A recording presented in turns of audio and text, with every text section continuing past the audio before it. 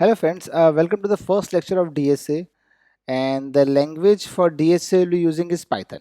So I have already written all the topics which we'll be going to discuss in this particular lecture. So first, what are the important criteria of algorithm, then उसके अंदर तो time execution जो होगा उसको कैसे compare किया जाए और कैसे कैसे कौन कौन से वेज हो सकते हैं उसको कंपेयर करने के, और लास्ट में हम कुछ एग्जांपल से क्लियर करेंगे कि एग्जैक्टली हम कैसे उसका टाइम एग्जीक्यूशन निकाल रहे हैं, कैसे हम एल्गोरिथम को कंपेयर कर पा रहे हैं। सो अभी हमें समझना है कि मान लो हमारे पास दो एल्गोरिथम है, एल्गोरिथम ए और एल्गोरिथम बी। अब इन दोनों एल्गोरिथम में बेटर एल्गोरिथम कौन सी है, वो हम कैसे जज करेंगे। तो उसको देखने के लिए हमारे पास दो इंपॉर्टेंट क्राइटेरिया हैं, एक है टाइम और एक है स्पेस। क्लियर? देखो, तो जो एल्गोरिथम कम टाइम लेती है, suppose if A algorithm come time लेती है टू सॉल्व अ प्रॉब्लम, और सेम प्रॉब्लम को सॉल्व करने के लिए बी एल्गोरिथम अगर ज्यादा टाइम ले रही है, that means the algorithm which is taking less time is more efficient. ठीक है, वो बेटर माना जाएगा। सिमिलरली, पहला क्राइटेरिया होगा टाइम, सेकंड है स्पेस। सो स्पेस में क्या है, the amount of memory required to solve a problem. अगर वो अमाउंट ऑफ मेमोरी कम यूज कर रहा है, इसका मतलब वो एल्गोरिथम, पर्टिकुलर एल्गोरिथम जो है वो ज्यादा बेटर है। इस लेसन में हम मेजरली फोकस करेंगे टाइम पर, कि कौन सा एल्गोरिथम है वो कम टाइम ले रहा है। ठीक है, अब बात आई कि अगर हमें टाइम निकालना है कि कौन से दो एल्गोरिथम है, ए और बी है मान लो, उनमें से कौन कम टाइम निकालना है, तो वो हम कैसे जज करेंगे। तो सबसे पहले दिमाग में आपके आएगा, अच्छा ऐसा करना है तो फिर हमें काम करते हैं कि दो सेम मशीन ले लेते हैं और दोनों पे सेम रन करेंगे कोड, और जो एल्गोरिथम का फर्स्ट रन हो गया तो वो ज़्यादा बेटर रहेगा। बट ऐसा नहीं होता है, इसके अंदर और भी बहुत सारी कॉम्प्लेक्सिटीज़ हैं, है ना। देखिए क्या क्या प्रॉब्लम आ सकती है इसके अंदर। अगर हम एक्सपेरिमेंटल इवेल्यूशन करते हैं तो इसमें क्या क्या इश्यूज आ सकते हैं वो देखिए। फर्स्ट, आप बोलोगे कि भाई अगर हम लोगों ने सेम इनपुट ले लिया, मान लो सबसे पहले तो बात ये है कि दोनों के लिए सेम इनपुट लेना पड़ेगा। तो मान लो ए और बी दो हैं एल्गोरिथम, एल्गोरिथम ए एल्गोरिथम बी। इसमें इनपुट डाला एन एन, इसे मान लो ये अच्छा परफॉर्म कर गया। पर मान लो कि हमने इनपुट बहुत बढ़ा दिया, अब वो एम एम हो गया मान लो, पर एम में ये अच्छा परफॉर्म कर रहा है।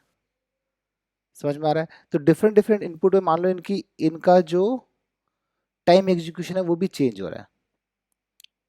क्लियर है? तो इस टाइम पे तो क्या हो गया, तो मतलब ये तो हम जज ही नहीं कर पाएंगे कि एग्जैक्टली कौन से और अलग अलग कितने आप कैसे कितने इनपुट्स पे ट्राई करोगे वो।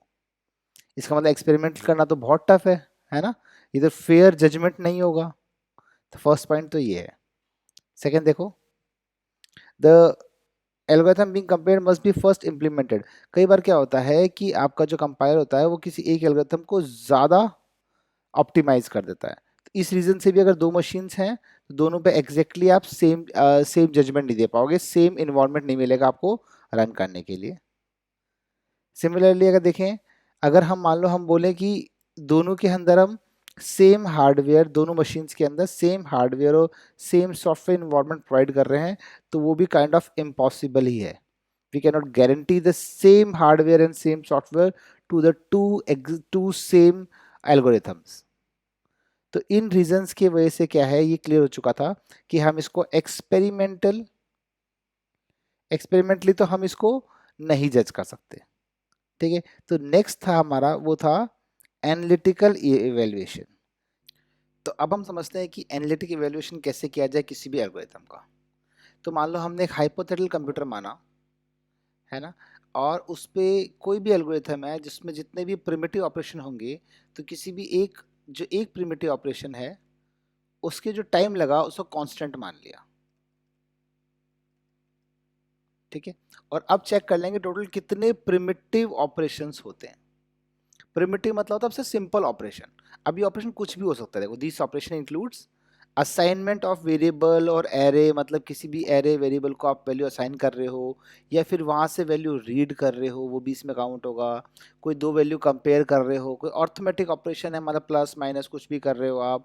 Context switch that results form a call function, मतलब जैसे आप कोई फंक्शन कॉल करते हो तो फंक्शन कॉल करो तो फंक्शन पे जाता है, तो वो भी एक कॉन्टेक्स्ट स्विच होता है, वो भी एक ऑपरेशन में काउंट करते हैं। तो ये सारे क्या होगा, ये सारे आपके पास होते हैं प्रिमिटिव ऑपरेशन। अब जिस एल्गोरिथम में जितने कम प्रिमिटिव ऑपरेशंस होंगे, इसका मतलब उतना कम वो टाइम ले रहा है। इसका मतलब उसकी टाइम टाइम जो है वो कम ले रहा है और वो उतना ही बेटर एल्गोरिथम है। ठीक है, देखिए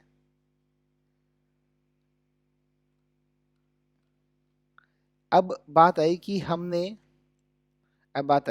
इसमें अगर कंसिडर किया है कि मान लो इनपुट साइज जो है वो n है ना, n के लिए मान लो 5, इस पर्टिकुलर n के लिए 5 प्रिमिटिव ऑपरेशंस हो रहे हैं। ठीक है, n को जब मैं इंक्रीज करूंगा तो मान लो नंबर ऑफ प्रिमिटिव ऑपरेशंस क्या हो गए, इंक्रीज हो गए, है ना। n क्या है, बेसिकली आपके पास इनपुट साइज है, तो आप कैसी इनपुट साइज चूज करोगे, तो उसके उसके लिए भी 3 स्ट्रेटजीज बन सकती हैं, है ना। एक स्ट्रेटजी तो मान लो, एक बना बेस्ट केस स्ट्रेटजी, एक होता है वर्स्ट केस, एक होता है एवरेज केस। अभी के लिए समझाने के लिए मैं आपको समझा सकता हूँ इसको, कि सपोज आप मानो कि आपके पास, आप कुछ सर्च कर रहे हो एलिमेंट एक लिस्ट के अंदर, है ना, और लिस्ट में सर्च करने के लिए आपको फर्स्ट इंडेक्स 0 पे ही वो एलिमेंट मिल गया। अगर इंडेक्स 0 पे ही अगर वो एलिमेंट मिल गया, इसका मतलब वो आपको बहुत ही कम प्रिमिटिव ऑपरेशंस पे मिल गया, तो इसको हम बोलते हैं बेस्ट केस। सिमिलरली मान लो आपने फर्स्ट सर्च किया, इंडेक्स नंबर 0 चेक चेक किया, 1 2 3 4, फोर्थ वाले पे अगर मिलता है आपको, इसका तो इसको वर्स्ट केस मानते हैं कि इसमें maximum number of primitive operations होंगे।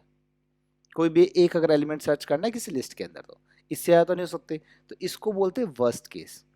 एवरेज केस क्या होगा, इन दोनों के बीच में, है ना। थोड़ा सा और कॉम्प्लेक्स है, मतलब आपको मैं एक रफ आइडिया दे रहा हूँ ऊपर से कि ऐसे अपने एवरेज केस निकालते हैं।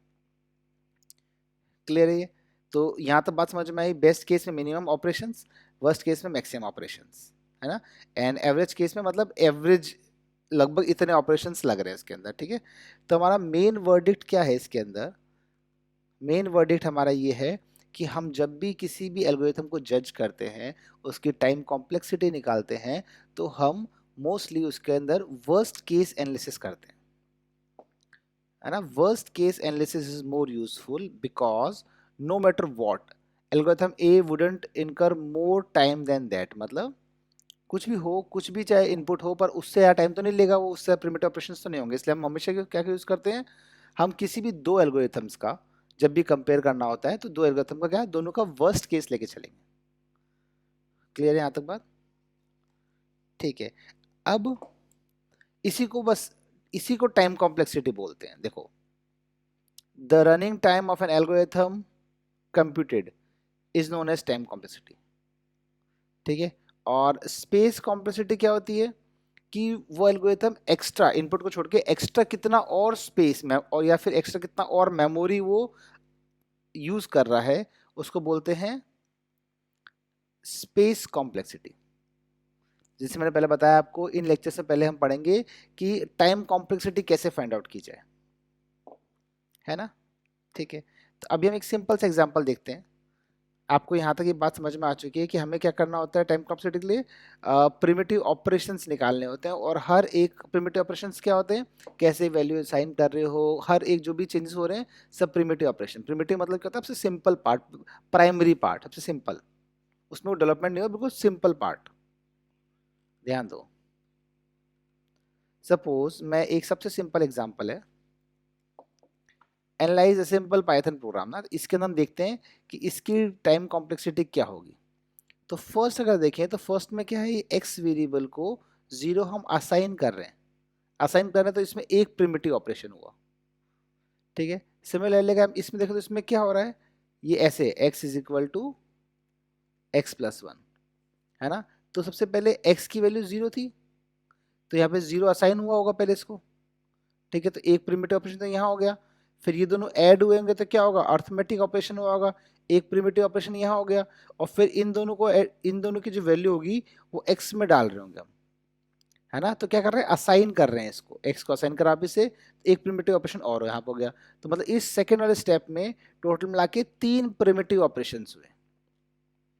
सिमिलरली अगर हम यहाँ देखें प्रिंट एक्स, तो एक्स जो है, ध्यान दो, एक्स जो है इसको पहले ऊपर से 0 वैल्यू आएगी, कितनी वैल्यू आएगी, 0 प्लस 1, 1 वैल्यू आएगी। तो 1 वैल्यू जो आएगी वो पहले इसको असाइन करेंगे, तो एक प्रिमिटिव ऑपरेशन तो यहाँ हो गया, है ना। और उसके प्रिंट करेंगे तो एक प्रिमिटिव ऑपरेशन यहाँ हो गया, तो टोटल कितने हो जाएंगे इसके अंदर, 2 प्रिमिटिव ऑपरेशन आएंगे। और फर्स्ट स्टेप में कितना था, 1 प्रिमिटिव ऑपरेशन थे। देखो ये यहाँ पे लिखा हुआ है, फर्स्ट में वेरिएबल असाइन किया तो 1, सेकंड में क्या किया, वेरिएबल एक्सेस भी किया, एडिशन भी किया, फिर वापस असाइन कर दिया उसको, तो यहाँ पे कितना है, 3। एक्सेस किया था ना अपन ने, एक्स यूज किया था, तो एक्सेस किया था अपन ने, ठीक है। नेक्स्ट हो गया इसके अंदर, नेक्स्ट में वेरिएबल एक्सेस किया, इस एक्स ने ऊपर से वेरिएबल एक्सेस किया और डिस्प्ले वैल्यू किया, ये भी एक प्रिमिटिव ऑपरेशन, तो इसमें कितना का 2, तो टोटल कितना हो जाएंगे ये 6 प्रिमिटिव ऑपरेशन हो जाएंगे। क्लियर। ऐसी को दूसरा छोटा सा कोड लिखा हुआ है, उसके अंदर प्रिमिटिव ऑपरेशन कम होंगे, इसका मतलब उसकी टाइम कॉम्प्लेक्सिटी क्या होगी, ज़्यादा कम हो जाएगी, और जितनी टाइम कॉम्प्लेक्सिटी कम होगी उतना क्या होता है, बेटर होता है वो। Let's do one more question. कोई एक सिंपल लूप है, इस लूप का अपने को टाइम कॉम्प्लेक्सिटी निकालना है, ठीक है। तो देखो कैसे निकालोगे, कितने प्रिमिटिव ऑपरेशन से वो निकालना है हमें, ठीक है।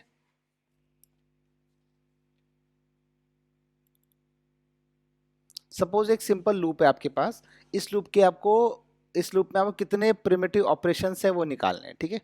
तो कैसे निकाला, सबसे पहले n इज इक्वल टू 10, तो ये क्या कर रहा है, इसको असाइन कर रहा है 10 वैल्यू, तो इसका क्या हो जाएगा, 1 हो जाएगा।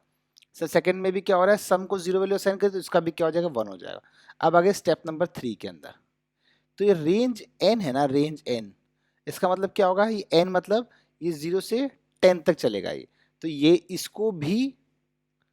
इसको n, ये n टाइम चलेगा, और इसको जो वैल्यू बार बार वेर में असाइन करेगा, तो वेर में कितनी बार असाइन करेगा, ये n बार वैल्यू असाइन करेगा, तो ये भी n टाइम चलेगा, ठीक है। अब ये आ गया, अब इसका मैंने पहले बताया था आपको लास्ट में कि इसमें कितने ऑपरेशंस होंगे, sum is equal to sum plus 1 लिखा है, तो इसमें टोटल 3 ऑपरेशन होते हैं, क्योंकि पहले तो सम की वैल्यू इसको एक्सेस करेगा, प्लस 1 करेगा, ऑपरेशन करेगा, और फिर वापस से असाइन करेगा किसको, सम को करेगा, 3 इसमें होते हैं, ठीक है। पर ये 3 जो है ना, ये टोटल कितने बार चलेंगे, ये इस लूप के अंदर है, तो लूप के अंदर है तो ये लूप कितने चलेगा, n बार चलेगा, तो ये 3 इंटू क्या हो जाएगा, n हो जाएगा। समझ में आया। और लास्ट में वो प्रिंट सम है, ये बाहर है, और प्रिंट सम कितना होता है, 2 होता है, क्योंकि सम एक्सेस करेगा और प्रिंट डिस्प्ले वैल्यू भी एक प्रिमिटिव ऑपरेशन काउंट किया जाता है, तो ये हो जाएगा 2। तो टोटल कितना हो जाएगा, देखो यहाँ पे 1 2, ऊपर 2 स्टेप के 2, फिर यहाँ पे क्या आ जाएगा, इसमें थर्ड स्टेप में 2n प्लस ये पूरा n टाइम होगा, तो जो भी लूप के अंदर होगा, लूप के अंदर कितना है 3, और लूप कितने चलेगा, n बार, तो 3n प्लस लास्ट में कितना है, ये 2, टोटल कितना आ जाएगा, 2 plus 5n plus 2 which is 4 plus 5n,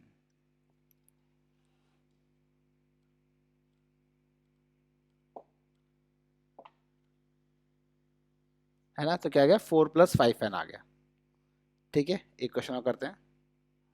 next question जो है वो है नेस्टेड लूप का। तो पहले इस वीडियो को पॉज कर लो, एक बार खुद कोशिश करो कि इसमें कितने प्रिमिटिव ऑपरेशंस होंगे, ठीक है। किया आप लोगों ने, देखो सबसे पहले n इज इक्वल टू 5, एक प्रिमिटिव ऑपरेशन, फिर एक और प्रिमिटिव ऑपरेशन, इसमें बताया था मैंने आपको, यहाँ पे n होगा और यहाँ पे n होगा, तो 2n, ठीक है। अब ये अंदर वाला जो होगा ना, जो इस लूप में चल रहा है, पहले उसको निकालते हैं, और फाइनली किससे मल्टीप्लाई हो जाएगा वो, ऊपर वाले n से मल्टीप्लाई हो जाएगा। तो पहले चेक करते हैं, लाइन नंबर 4 पे जो लूप है, ये कितना चलेगा, ये भी चलेगा 2n, और ये कितना होता है, ये 3 होता है, तो ये होता है 3, पर ये इस लूप के अंदर है, तो ये कितने चलेगा, ये अंदर है ना, ये n टाइम चलेगा, 3n। और ये जो पूरा है यहाँ से यहाँ तक, ये बाहर लूप के अंदर है, बाहर लूप जो है वो चलेगा n टाइम्स, तो ये कितना हो जाएगा, ये पूरे पे मल्टीप्लाई हो जाएगा n से, और लास्ट में ये सब दोनों लूप के बाहर हैं, तो इसमें कितना आएगा, इसमें आएगा 2, ये टोटल कितना हो जाएगा, 1 plus 1 plus 1 plus row number 3 का आएगा 2n, और रो नंबर 3 के अंदर जो भी है ये सब n से मल्टीप्लाई होगा, तो क्या होगा, n into 5n, 3 plus 2 5, plus last में कितना आ गया, 2 आ गया, तो ये 2 आ जाएगा, टोटली हो जाएगा 4 plus 2n plus 5n square, ठीक है। आंसर चेक करते हैं, 4 plus 2n plus 5n square, ठीक है। ये आपके लिए होमवर्क क्वेश्चन है, इसको आप कीजिए। इन तीनों में से एक आंसर है, इसका आंसर जो होगा वो आपको डिस्क्रिप्शन में या फिर कमेंट में आपको मैं प्रोवाइड करा दूंगा। Thank you.